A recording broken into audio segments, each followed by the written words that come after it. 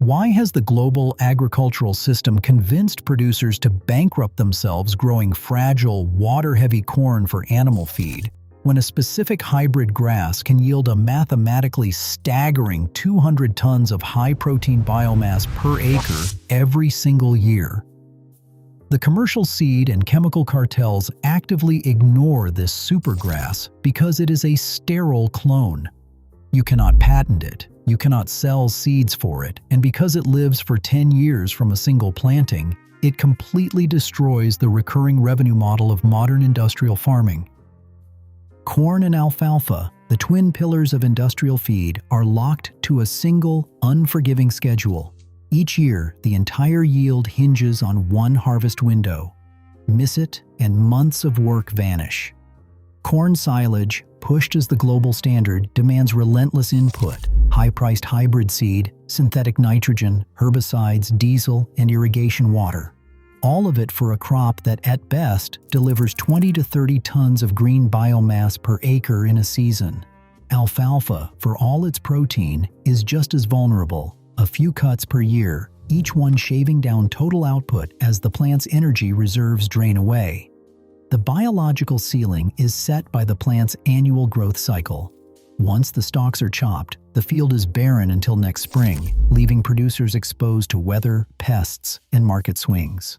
This single harvest bottleneck is the reason input costs keep climbing. To chase more tonnage, farms pour on fertilizer, gamble on new seed every year, and double down on chemicals to force more out of tired soil. The result is a treadmill: maximum effort, maximum risk, for a yield that never breaks through the glass ceiling.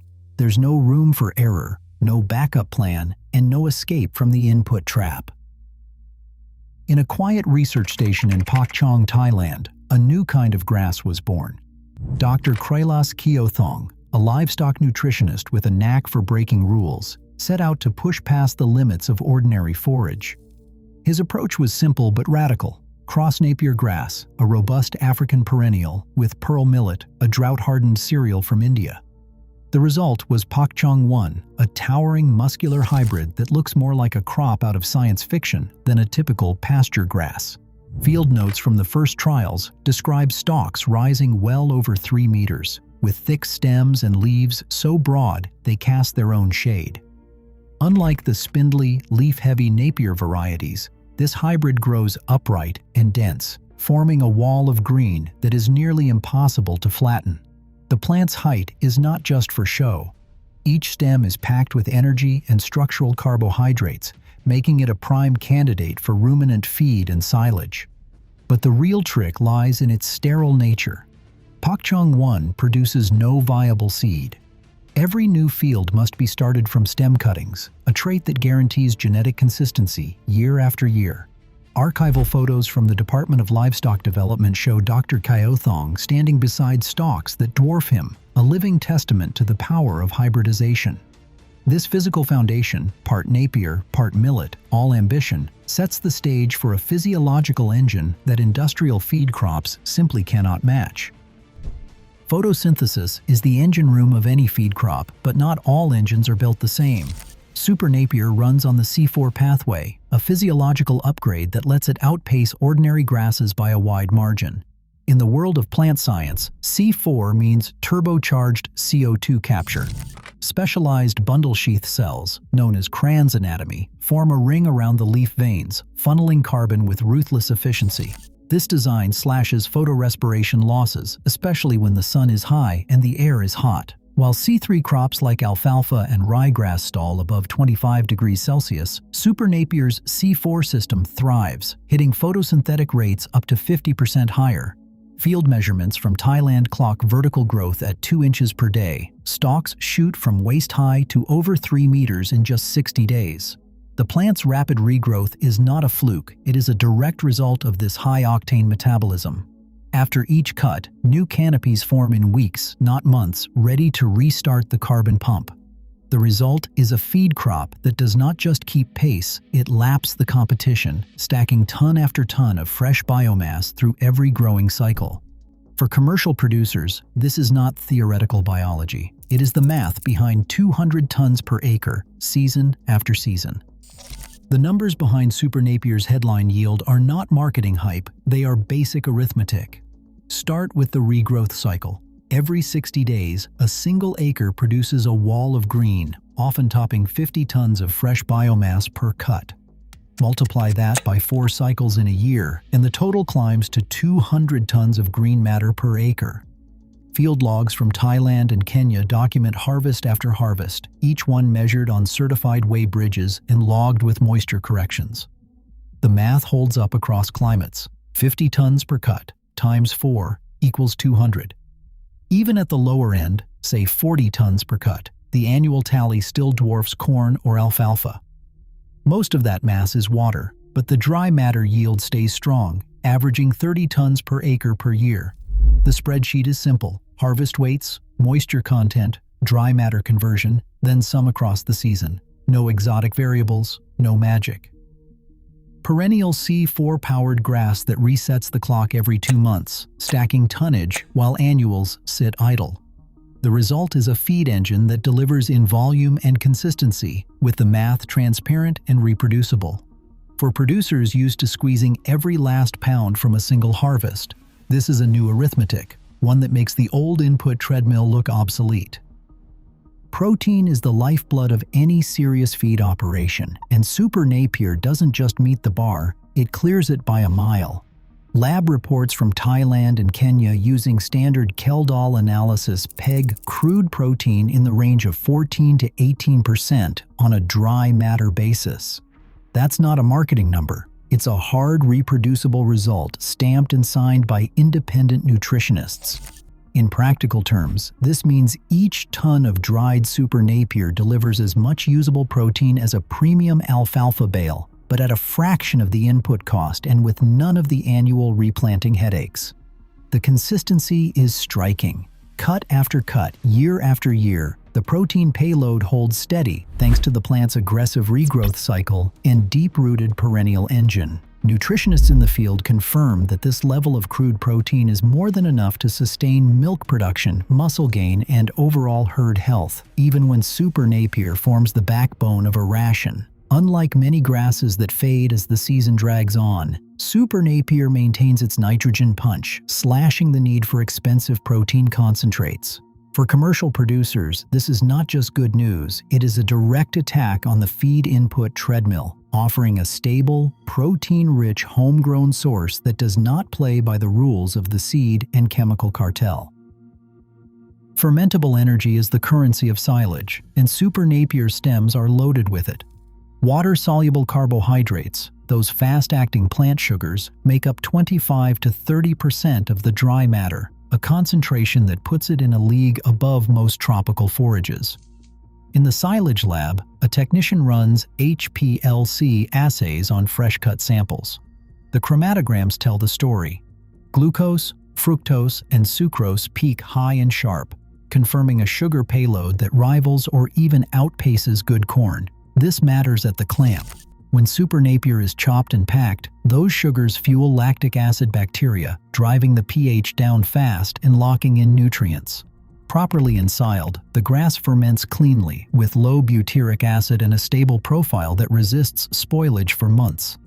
Silage technicians report that, at 30% water-soluble carbohydrates, the fermentation curve is so steep that even without heavy additives, Super Napier silage hits a pH of 4.2 within days, well inside the safe zone for ruminant feed. The result is a feedstock that doesn't just bulk up the ration, it supplies a rush of fermentable energy, supporting high milk yields and rapid weight gain. For commercial producers, this isn't just a technicality. It's the difference between a bunker full of sour, wasted fodder and a year-round supply of high-octane feed that keeps the herd moving and the ledger in the black. 15-foot stalks do not faze a commercial forage harvester. In the field, a high-clearance Kloss Jaguar rolls forward, swallowing row after row of Super Napier and chopping the stems down to 2 or 3 centimeters. The cut length is not arbitrary. Shorter fibers pack tighter, exclude air, and set the stage for a rapid, uniform fermentation.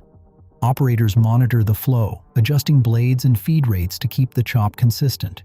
Each load heads straight to the bunker, where tractors spread and compact the grass in thin layers, aiming for a packing density above 700 kilograms per cubic meter. Every pass with the roller matters. Too loose, and oxygen lingers. Too tight, and runoff can leach nutrients. Core samples pulled from the packed face are sent to the laboratory for moisture and pH checks. Within days, the lactic acid bacteria take over, dropping the pH to around 4.2, right in the sweet spot for stable, high-quality silage. The workflow mirrors corn silage from start to finish. Same chopper, same bunker, same compaction targets. No new equipment, no special protocols. Super Napier slots seamlessly into the existing mechanized feed system, proving that even a so-called biological freak can run through the same industrial pipeline and come out the other side ready for the total mixed ration. A dairy manager in Nakhon Ratchasima opens the ledger and points to the feed column. Before Super Napier, every cow needed a daily ration stacked with imported concentrate, corn gluten, soybean meal, and mineral premixes.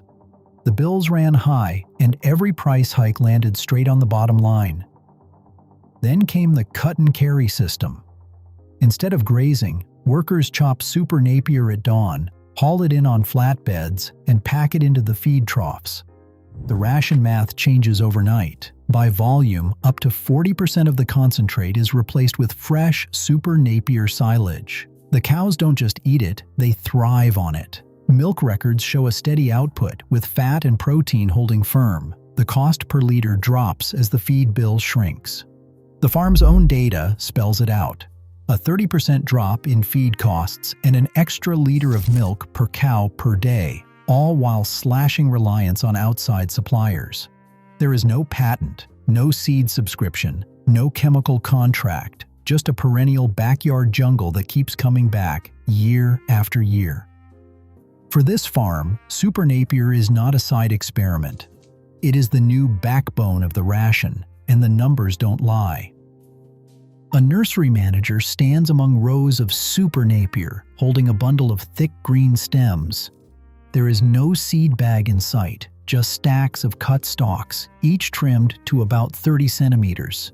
This is how a Super Napier field begins, not with planting kernels, but with labor and precision. Workers slice mature stems into uniform segments, each with 2 or 3 visible nodes. These cuttings are pressed horizontally into moist soil, spaced at 30 by 30 centimeters, so every node has a shot at rooting. The field transforms quickly. Within a few days, new shoots erupt from the nodes, and the first leaves unfurl. The nursery manager checks for healthy root tips and firm white growth at each node, discarding any soft or moldy pieces. The process is hands-on, but not complicated. A single acre needs about 20,000 cuttings, which means a few person-days of steady work, or far less with a mechanized planter. There is no annual replanting, no seed invoice, no chemical treatment needed at the start. Once established, the stand can persist for up to a decade, sending up new canopies every 2 months. For producers used to the treadmill of seed purchases and chemical contracts, the simplicity of stem propagation is almost subversive, a feed crop that multiplies itself year after year with nothing owed to the seed cartel. No seed, no patent, no recurring revenue. That is the legal wall Super Napier slams into, a wall built by the biology itself. Patent law in agriculture is simple. If you cannot plant it from seed, you cannot lock it down. Super Napier is a sterile hybrid, a genetic dead end. It produces no viable grain and no way to capture royalties through seed sales. Every new acre must be started from stem cuttings cloned from the original stock. An agricultural lawyer, flipping through the statutes, points to the core requirement. For plant variety protection, there has to be a stable reproducible seed. No seed, no monopoly. The law does not care how much biomass you stack or how many tons you harvest. If it cannot go in a seed bag, it cannot be fenced off with a patent. This is not a loophole, it is a chasm. For the corporate giants who built their empires on annual hybrid seed and chemical bundles, a sterile perennial clone like Super Napier is a business model killer. There is no subscription, no royalty stream, no chemical tie-in. Once a producer buys cuttings, the field can persist for a decade, churning out harvest after harvest with nothing owed to the seed cartel. The legal structure that props up the industrial feed system simply does not apply. Biology has outmaneuvered the law, and for the first time the math favors the grower, not the gatekeeper. A stack of leaked memos lands on the desk of an investigative journalist in Bangkok. The letterhead reads Syngenta, Thailand. The subject line reads Strategic Concern, Pak Chong 1. The language is blunt.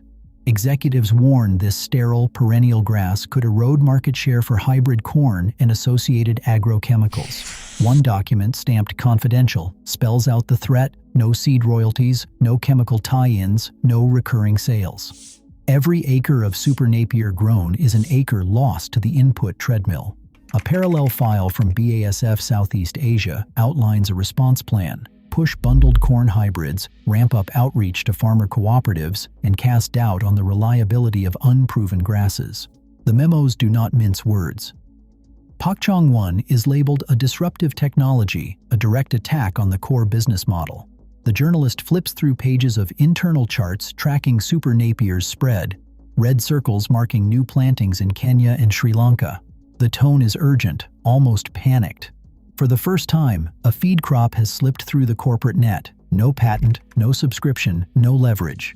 The documents capture the anxiety of an industry built on annual cycles, now staring down a perennial rival that cannot be fenced in or bought out. The story is no longer rumor. It is written in the margins of the cartel's own playbook. A trade association spokesperson sits beneath a corporate logo, hands folded, ready to explain the industry's position. The question lands: if Super Napier really delivers 200 tons per acre, why isn't it everywhere? The response is measured, almost rehearsed. The spokesperson acknowledges the impressive yield data and admits Pak Chong 1 is gaining attention in tropical markets. But then come the caveats. According to the industry line, the grass's sterility means there is no way to guarantee genetic purity or traceability once cuttings leave the nursery. Without a seed-based system, they argue quality control and disease tracking become impossible at scale. The representative points to regulatory gaps. No international standard exists for clonal propagation of sterile grasses, and phytosanitary rules for cuttings are patchy at best. There are also warnings about invasive potential, even though government registries in Thailand and Kenya list Pak Chong 1 as non-invasive and non-genetically modified. When pressed on the economics, the spokesperson pivots to risk. They claim that without recurring seed sales, there is no incentive for companies to invest in distribution, extension, or farmer training. The official position is clear. Until there is a reliable business model, Super Napier will remain a regional curiosity, not a global solution. The rebuttal ends with a familiar refrain: innovation is welcome, but only if it fits the existing system. For the seed and chemical giants, a sterile, perennial feed crop that cannot be fenced off or monetized is less an opportunity than a threat. The industry's reply is not a denial of Super Napier's power. It is a defense of the recurring revenue engine that built the modern feed cartel. A spreadsheet lands on the desk of Dr. Arif Yusuf, an agri-economist at the University of Nairobi. He traces a finger down the variable cost column. Corn silage, $255 per acre. Super Napier, $155 per acre. The gap is impossible to ignore. $100 saved acre by acre every year. The math is not buried in fine print. For corn, the annual seed bill alone hits $120 per acre, a recurring charge that never disappears. Super Napier's sterile cuttings cost a one-time $30, then nothing for the next 7 to 10 years. Diesel costs edge higher for Super Napier because of 4 harvests instead of 1, but the extra fuel is more than offset by skipping annual replanting and slashing herbicide use. Fertilizer tells a similar story. Corn demands more nitrogen, more phosphorus, more potassium, while Super Napier's deep roots and perennial cycle let it run lean. $15 less per acre, season after season. The ledger does not lie. Every input that props up the seed and chemical cartel, hybrid seed, synthetic fertilizer, chemical weed control, shrinks or disappears when Super Napier takes over. Dr. Yusuf's cost model runs the scenario 10 years out. The numbers stay stubborn. $100 per acre per year multiplied across a 100-acre operation is a six-figure swing. For commercial producers, that is not just a line item. It is the difference between running on the edge and building real margin into the business. The feed cost treadmill breaks and the old rules of the game start to look optional. Dr. Arif Yusuf lines up the numbers on his screen. Variable costs for corn silage reach $255 per acre year after year. Super Napier, by contrast, runs at $155 per acre. That is a $100 swing per acre, locked in every season, not just as a one-off. The secret is in the payback model. Corn's seed bill alone drains $120 per acre annually, while Super Napier's one-time cutting cost is $30 spread over a decade. Diesel and labor climb with 4 harvests, but the math still works. No annual replanting, minimal herbicide and fertilizer bills trimmed by $15 per acre thanks to deep perennial roots. The spreadsheet does not fudge the result. Feed cost savings stack up to 55 or even 60%, depending on how much concentrate gets replaced in the ration.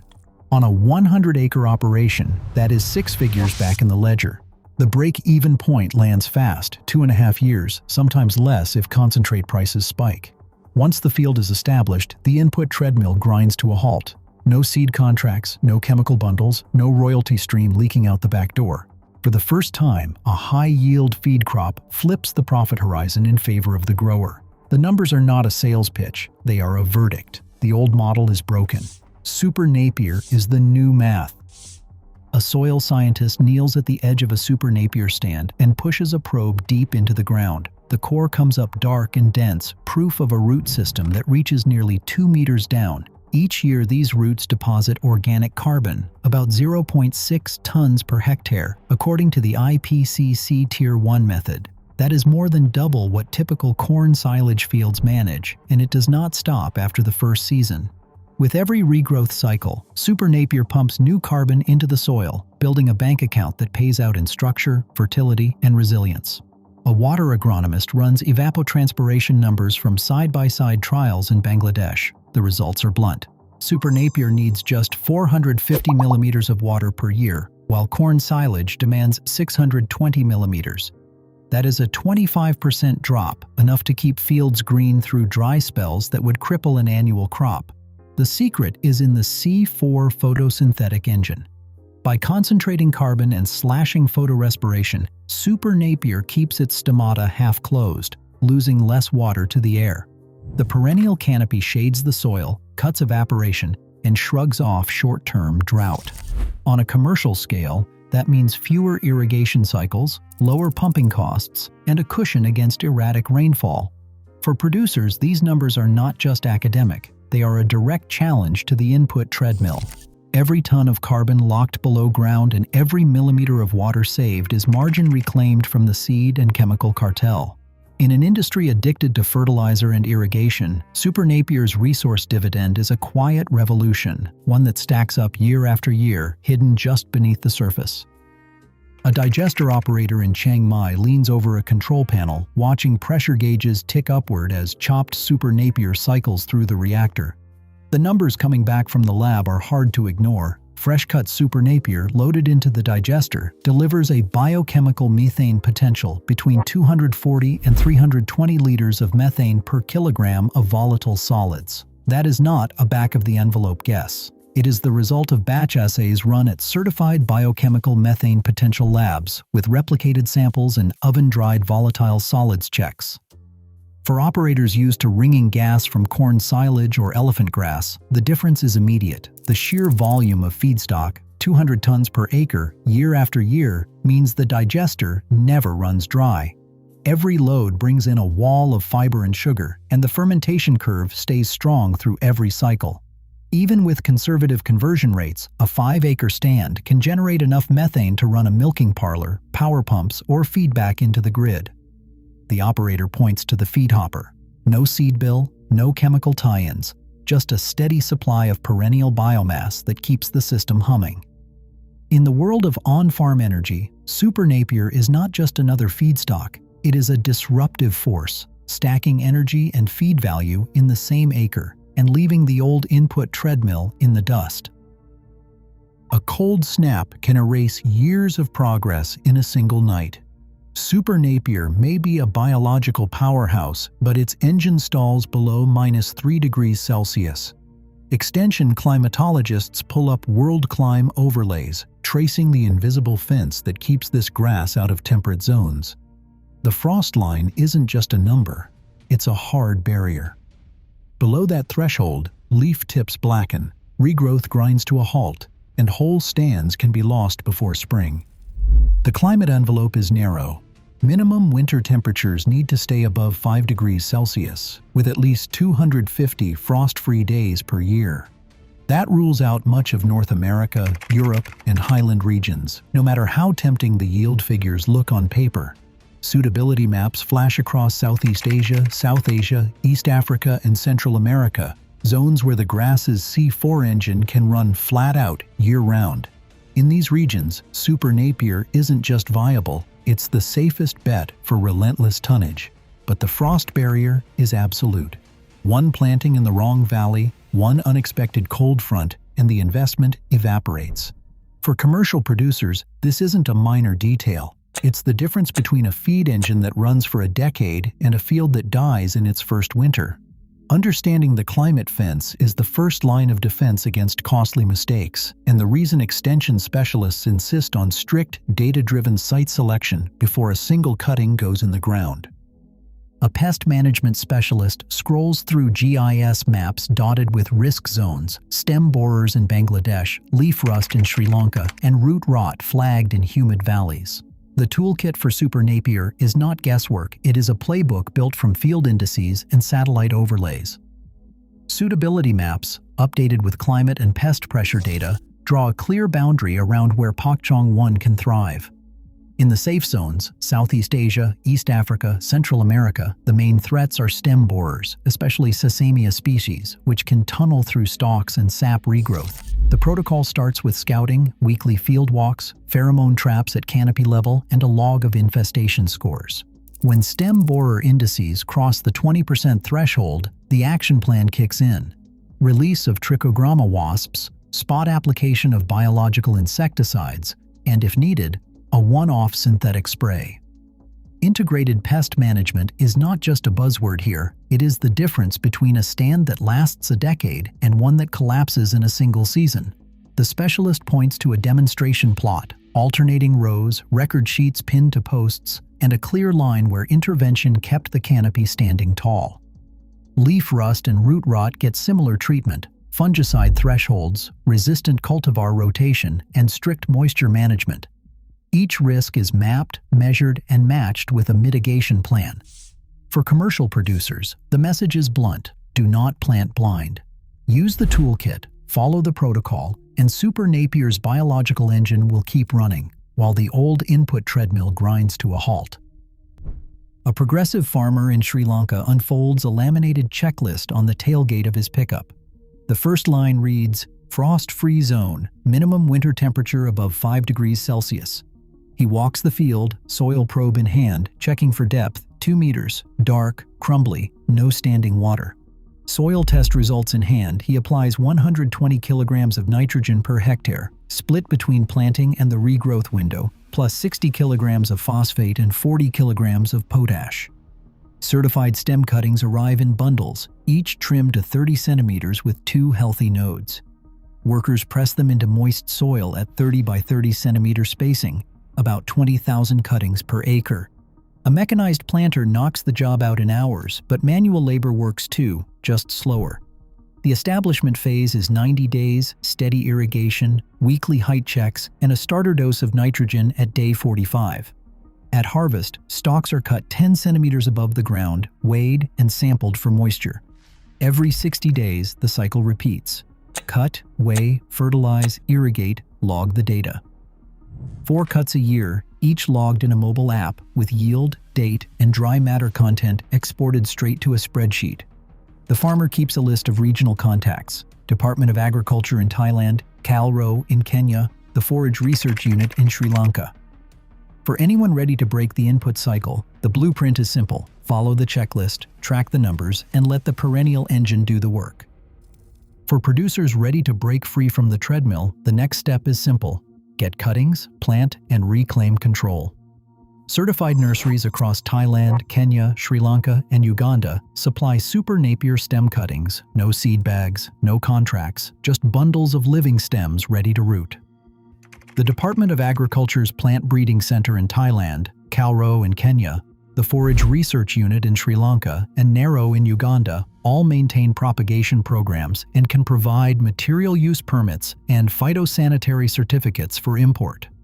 Contact lists and regional directories are published through extension bulletins and are now available as a downloadable resource. For those with access to mechanized planters, a single phone call can secure enough cuttings to launch a 5-acre trial plot in a matter of days.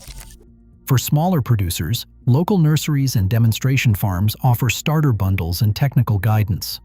No recurring seed bill, no chemical tie-in, no royalty stream leaking out the back door. Just a perennial feed engine that puts independence within reach. The only question left is who will take the first step. Right now, Big Ag's grip on feed markets depends on crops engineered for dependency, inputs, patents, and annual seed sales. Super Napier flips that equation. 200 tons per acre, up to 18% protein, 0 recurring seed revenue, and a 7-year lifespan. It is a cartel's nightmare hiding in plain sight. The future of feed is not about scarcity, it is about which biological engine you choose to fuel and who profits from your harvest. Tell us, who should control the yield?